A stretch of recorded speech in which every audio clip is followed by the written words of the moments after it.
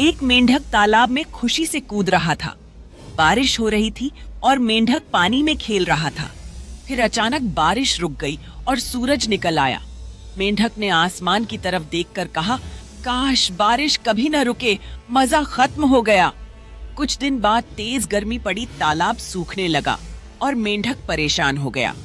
तब उसे एहसास हुआ, जिस बारिश को मैंने मामूली समझा वही मेरी जिंदगी थी। फिर एक दिन फिर से बारिश हुई।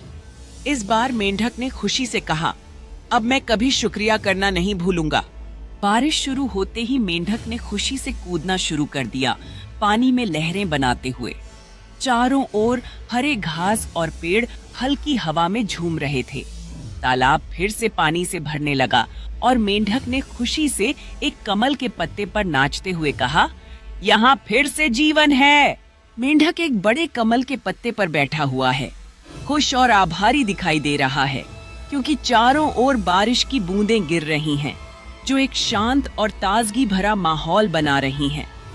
मेंढक के चेहरे का क्लोजअप जो खुशी से मुस्कुरा रहा है, वह गहरे बारिश के बादलों की ओर देख रहा है, प्रकृति की सुंदरता और जीवनदायक पानी की सराहना कर रहा